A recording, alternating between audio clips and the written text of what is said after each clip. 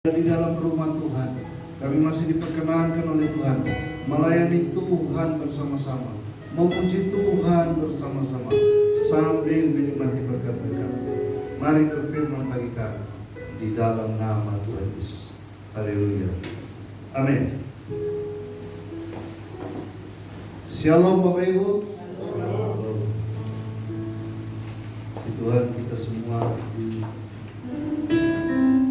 berada selalu di dalam pemeliharaan Tuhan. Amin. Ya. Karena itu mari kita mau membaca firman Tuhan tentang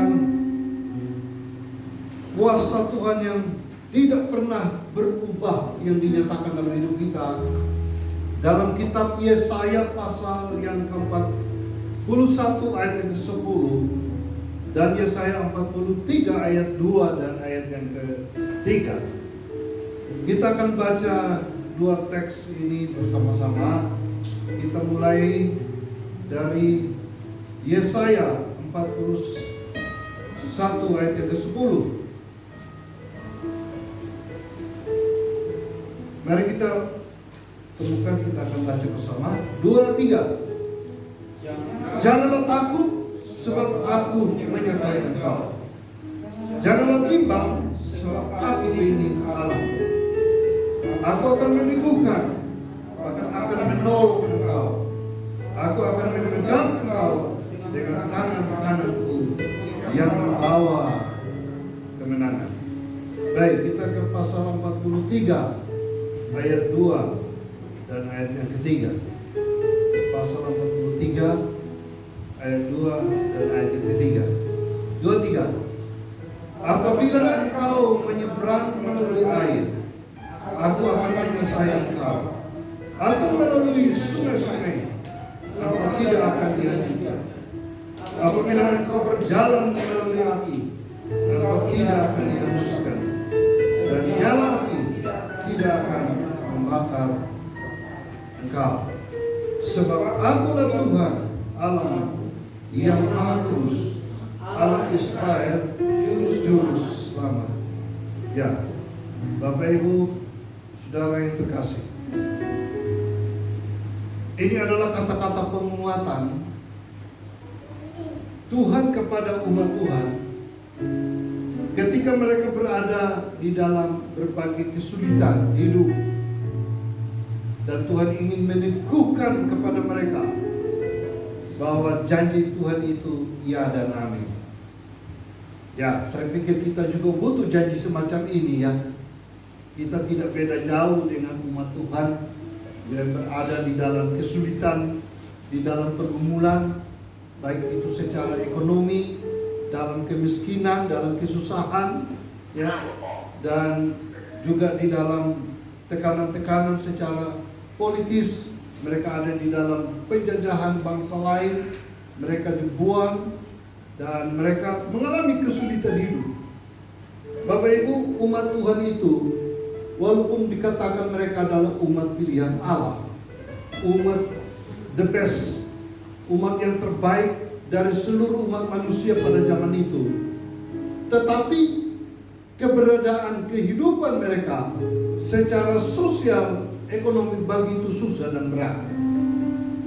Ya, harusnya kalau mereka adalah umat Allah, Allah yang punya langit dan bumi, harta kekayaan melimpah, harusnya seluruh umat Allah itu orang-orang yang kaya raya gitu ya. Nah, di Alkitab kita jumpai beberapa pribadi yang kaya raya seperti Abraham, ya kan? Orang yang paling kaya zaman itu juga kan. Kita jumpai ada Ayub juga orang kaya raya luar biasa. Kenapa tidak semua namanya bangsa Israel, kenapa tidak semua umat Tuhan menikmati kehidupan seperti itu, saudara-saudara? Memang kita lihat ada satu masa kehidupan yang luar biasa ketika mereka ada di Kanaan, di tempat dikatakan mereka hidup penuh melimpah dengan susu dan madu. Pembebasan dari Mesir menuju ke Kanaan, walaupun perjalanan yang panjang, tapi akhirnya mereka hidup di dalam kemakmuran. Karena semua raja-raja di sekitar sudah dikalahkan dan mereka ada dalam perlindungan Allah. Tetapi keadaan itu tidak selamanya demikian. Ya, ternyata mereka masuk kepada babak kehancuran karena ketidaktaatan mereka, sehingga mereka akhirnya dibuang lagi ke Babel. Umat ini dalam sejarah, kalau kita pelajari dalam Alkitab, umat yang jatuh bangun, umat yang sebentar hidup berkelimpahan dalam perlindungan Tuhan, tetapi hidup dalam kemiskinan, kesengsaraan karena ketidaktaatan mereka kepada Tuhan. Allah itu tidak berubah. Allah itu tetap kaya. Allah yang punya dunia ini, laut dan segala isinya. Tetapi umat Allah yang berubah. Ya, jadi pola kehidupan ini juga sama dengan kita masa ini. Kenapa kita punya Allah? Kenapa kita percaya? Tapi kita juga ada dalam keadaan-keadaan yang sukar dan sulit dalam dunia ini. Ya, salah satu akibatnya karena dosa, karena ketidaktaatan kita kepada Tuhan, sehingga kita jauh daripada berkat-berkat Tuhan. Hidup kita ada di dalam penderitaan, hidup kita ada di dalam pergumulan yang berkepanjangan. Jadi Bapak Ibu, kehidupan sedemikian ada di dalam pergumulan hidup yang panjang. Saya tidak tahu Bapak Ibu bagaimana pengalaman setiap pribadi, setiap keluarga, kalau mau menceritakan kehidupan kita ini sejak kita lahir bagaimana, sampai sekarang bagaimana, nanti mendekati kematian bagaimana. Setiap kita pasti punya lembaran-lembaran hidup tersendiri, ya. Mungkin ada yang dari lahir di keluarga yang susah, menjalani kehidupan yang susah, mungkin menjelang kematian juga tetap susah. Wah, ini namanya paket susah. Dari lahir sampai mati tetap susah kan? Tapi mungkin ada yang berbeda secara hidupnya. Ada yang susah, tiba-tiba ada datang masa senang. Ada masa senang melewati ada masa yang susah. Ada lagi yang lahir dari keluarga yang sudah senang, berkelimpahan. Tetapi ada masa di mana dia dalam kejatuhan, kegagalan, dan tiba pada masa yang sulit. Jadi setiap kita hidupnya berbeda-beda. Walaupun harapan kita sama. Siapa sih mau susah dalam dunia? Ya, Bapak Ibu mau susah? Tidak kan? Mau diberkati? Amin. Atau mau tetap susah? Itu adalah pilihan. Kita dilahirkan dalam dunia itu bukan pilihan. Itu memang sudah direncanakan Tuhan. Tetapi selama hidup di dunia, Tuhan memberikan hikmat kepada kita. Tuhan menuntun jalan hidup kita untuk masa depan yang lebih baik. Itu janji Tuhan. Sehingga kalau menyelesaikan babak kehidupan di dunia, kita tidak pernah mengalami penyertaan Tuhan. Wah, itu sayang bahwa kita hidup hanya untuk diri sendiri. Ingat ya, saya sering mengatakan ini. Saya mengutip pikiran orang. Kalau hidup sekedar hidup, kera-kera di rimba juga hidup kan? Kalau kerja sekedar kerja, lembu-lembu di sawah juga tiap hari bekerja. Kalau makan sekedar makan tiap hari, burung-burung juga tiap hari makan dengan sukacita. Apakah hidup ini hanya untuk makan? Hanya untuk hidup? Hanya untuk kerja? Tidak. Hidup kita harus bernilai. Hidup kita harus menjadi berkat. Hidup kita harus diberkati untuk menjadi berkat. Amin Bapak Ibu. Amin. Nah, karena itu dalam kondisi seperti ini, Tuhan hadir melalui Nabi Yesaya untuk menguatkan umat Tuhan supaya mereka hidupnya produktif, walaupun sekarang ini mereka dalam kondisi yang tidak menguntungkan. Kita baca kitab Yesaya, pasal-pasal ini adalah pasal-pasal nubuatan untuk masa depan bagi umat Allah. Karena itu penegasan Tuhan di dalam beberapa ayat ini, saudara-saudara, itu memiliki tujuan. Dan melaluinya ada beberapa tujuan yang harus kita pahami juga, supaya hidup kita tetap ada di dalam penyertaan Tuhan. Tujuan yang pertama dari penegasan ini, yaitu agar umat Tuhan hidupnya tidak terfokus hanya kepada diri mereka sendiri, ya, terfokus pada diri sendiri. Lah, diri kita ini siapa, Bapak Ibu, ya? Nah, mari kita lihat, menarik digambarkan di sini, siapakah diri kita itu? Ya, Yesaya pasal 41 ayat yang ke-3.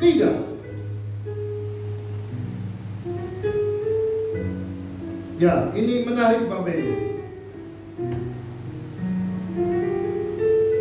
Yesaya 41 ayat yang ke-13. Nah, ya ini. Kita baca bersama Bapak Ibu, sangat menarik. Siapakah Bapak Ibu saudara dan saya? 2, 3. Sebab aku ini Tuhan Allahmu, memegang tangan kananmu dan berkata kepadamu, jangan takut, aku yang menolong engkau. Jangan takut, hai si cacing Yakub, hai si ulat Israel, akulah yang menolong engkau. Demikianlah firman Tuhan, dan yang menebus engkau ialah yang Maha Kudus, Allah Israel. Bapak Ibu, siapakah kita? Ada ucapan menggambarkan dua makhluk kecil yang tak berdaya. Namanya siapa? Cacing. Bapak Ibu pernah tahu cacing, ya? Kalau di musim hujan banyak. Saya orang yang suka mancing juga. Jadi mancing ikan itu bagusnya pakai cacing juga. Nah, ulat. Apalagi nih, hai si ulat. Ulat itu kecil. Jadi cacing dan ulat ini adalah dua makhluk kecil yang tidak berdaya. Bapak Ibu, ya. Pengalaman saya sama Ibu Linda mancing di Karangapus. Kami pergi mancing. Dan dapat 1 ekor ikan pun. Lah, orang bilang mancing itu pertama pakai lumut. Ya sudah, kita beli lumut, taruh, lempar, ikannya nggak ada. Dan dapat. Beli cacing lagi, taruh, wah cacingnya merem hilang dia, narik nggak ada. Habis lumut, habis cacing, nggak dapat ikan juga. Ya sudah, kita pulang aja. Lebih baik kita beli ikan bakar di pinggir jalan, kan lebih enak daripada pergi mancing sampai capek. Nggak dapat 1 ekor pun juga. Padahal itu danau banyak, luas itu. Dan saya lihat semua orang di sana juga kok nggak dapat. Ada yang dapat tapi ikannya kecil. Ini cari kerjaan ini namanya, ya. Nah, saudara-saudara, cacing, manusia keadaannya seperti ulat, seperti cacing, lemah, tidak berdaya. Mari ada gambaran lagi siapakah kita. Yesaya 40 ayat 6, 7 dan 8. Siapakah kita? Kita baca ayat di situ. 2, 3. Ada suara yang berkata, berserulah, jawabku, apa yang harus kuserukan? Seluruh umat manusia adalah seperti rumput, dan semua semaraknya seperti bunga di padang. Rumput menjadi kering, bunga menjadi layu apabila Tuhan hembuskan nafasnya. Sungguhnya bangsa itu seperti rumput. Rumput menjadi kering, bunga menjadi layu, tetapi firman Allah kita tetap untuk selamanya. Tadi kita dikatakan seperti cacing, seperti ulat. Di sini lagi-lagi dikatakan kita seperti apa? Rumput. Lah, kalau rumput Bapak Ibu, datang matahari itu sudah lain. hidupnya hanya sebentar saja. Dan kemuliaannya seperti bunga rumput. Kemuliaan kita manusia apa? Kalau orang tua kemuliaannya anak-anak, ya kan? Kebanggaannya. Kemuliaan kita uang, harta, kekayaan, jabatan, kedudukan. Semua yang ada kita dapat di dunia ini, mungkin itu kemuliaan kita ya. Mobil baru, rumah baru, emas dan perak, semua itu hanya seperti bunganya rumput. Rumput menjadi kering kalau Tuhan menghembuskan nafas. Jadi apalah daya kita? Siapakah diri kita di hadapan Tuhan? Gambaran seperti ulat, gambaran seperti rumput ini. Kalau kita melihat diri kita, apakah kita sanggup? Tidak. Memang ada banyak orang yang merasa kuat, hebat, mampu karena kemuliaan dia. Tetapi semua itu dikatakan Alkitab sebenarnya sia-sia, tidak ada gunanya. Firman Allah yang luar biasa. Karena itu kalau Bapak Ibu hidup dengan firman Tuhan senantiasa, hidup ini lebih berguna. Amin. Ada firman Tuhan dalam diri kita. Halo Bapak Ibu. Amin. Setiap hari, tidak hanya hari Minggu saja loh. Renungan pagi, tiap saat.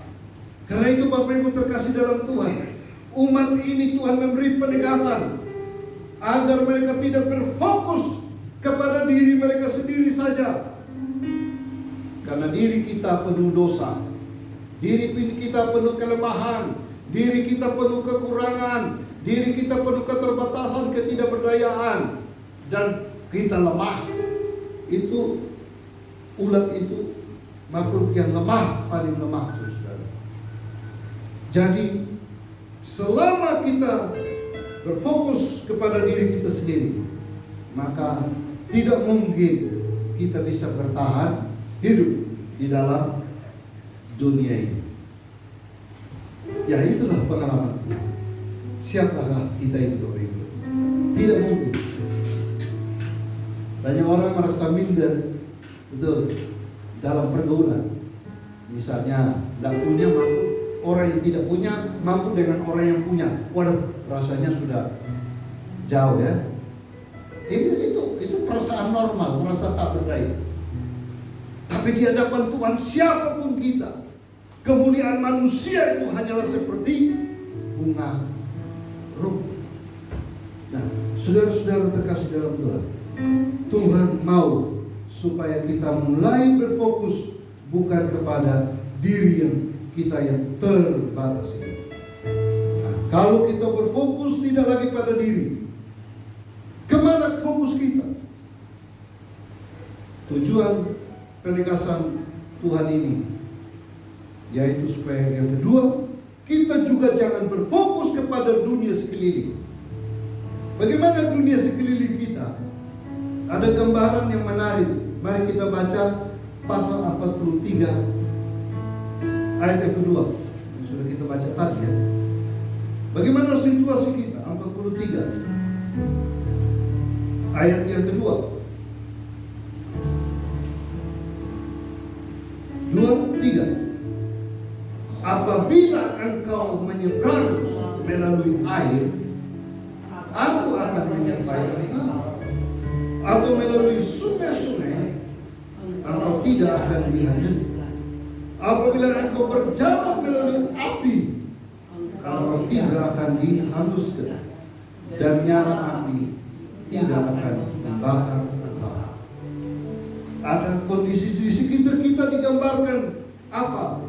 Seperti air yang menghanyutkan dan seperti api yang membakar. Kita berjalan melalui air, sungai-sungai itu, kita tidak dihanguskan, dihanyutkan. Berjalan melalui api, kita tidak terbakar. Apa maksudnya air itu? Ini juga mau menggambarkan saudara-saudara bahwa kehidupan di dalam dunia digambarkan seperti air sungai yang harus dilewati, seperti api neraka di dunia ini. Banyak masalah, kita tidak mampu. Tapi anak-anak Tuhan dikatakan, aku menyertai engkau. Amin. Amin. Tapi itu mau lewati dunia ini. Dunia ini tidak pasti sekarang. Dunia zaman sekarang sedang mengeluh, Bapak Ibu. Dampak peperangan, dampak ekonomi global, banyak kesulitan. Bahkan yang aneh, Bapak Ibu, ada negara yang katanya sudah bangkrut di dunia ini. Kehidupan semakin sulit berada di mana-mana. Bukankah ini digambarkan seperti sungai yang menghanyutkan? Seperti anak dari Gubernur Jawa Barat ya, semua orang Indonesia itu berduka dihanyutkan api. Jadi mari kita tidak berfokus kepada diri kita sendiri. Dan sekarang jangan fokus kepada dunia ini. Dunia ini penuh cobaan. Dunia ini penuh ancaman. Dunia menakutkan. Tapi jangan lihat kepada tantangan seperti ini. Ya, dari tahun ke tahun kita selalu bergumul. Harga-harga naik, bahan bakar naik, listrik naik, apa saja. Kapan pernah turunnya? Kok nggak ada? Biaya-biaya studi sekarang, wah ini biaya sekolah anak. Ya saya bersyukur saya sudah merdeka, ini sudah Tuhan saya sudah merdeka. Tapi banyak orang tua yang masih punya anak-anak, tabungan anak atau cucu saya nggak tahu lagi. Semua akan berteriak menghadapi kehidupan yang sulit ini. Biaya hidup yang semakin mahal. Selama kita berfokus kepada dunia ini, saudara-saudara, maka tidak jarang ada banyak orang stres masa ini. Banyak orang semakin mengeluh masa ini. Banyak orang semakin khawatir di masa ini. Dan banyak orang merasa takut di masa ini. Dan banyak orang tidak mampu menjalani hidup. Banyak orang juga yang bunuh diri. Saya dengar di TV ada ibu yang tidak mampu hadapi hidup ini. Dia bunuh anaknya, setelah itu dia bunuh diri. Bagaimana? Dunia yang penuh ancaman ini, kita tidak sanggup. Tetapi Tuhan bilang jangan takut. Aku menyertai engkau. Jangan bimbang. So, aku ini Allah. Amin Bapak Ibu. Bapak Ibu, amin. Maka yang ketiga, tujuan penegasan Yesus. Jangan berfokus pada diri sendiri. Jangan berfokus kepada dunia ini. Tapi berfokuslah. Yang ketiga, tetap berfokus kepada Tuhan apapun situasi kita. Ya. Bapak Ibu, kalau kita teliti beberapa ayat ini, ada kata-kata penegasan yang begitu luar biasa, menekankan siapakah Allah. Kita punya Allah yang hidup, Allah yang satu-satunya, Allah yang menebus, Allah yang menolong, ya, Allah yang memegang tangan kita, Allah yang menyertai kita. Luar biasa. Sebab Akulah Tuhan yang Maha Kudus, Allah Israel, Juru Selamatmu.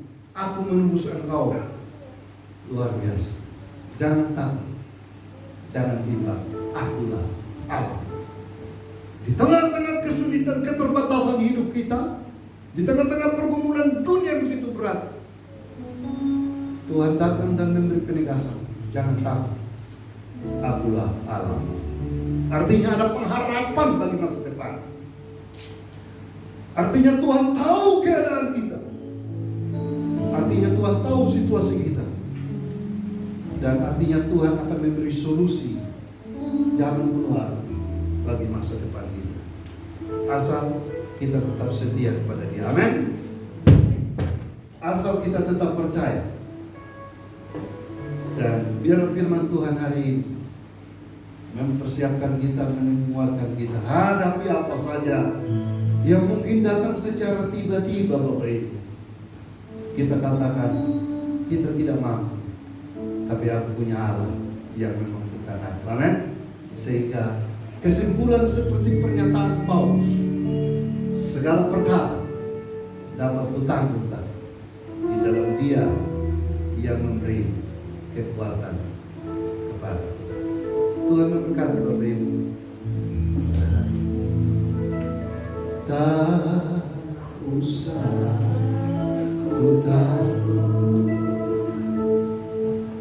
Allah menjaga.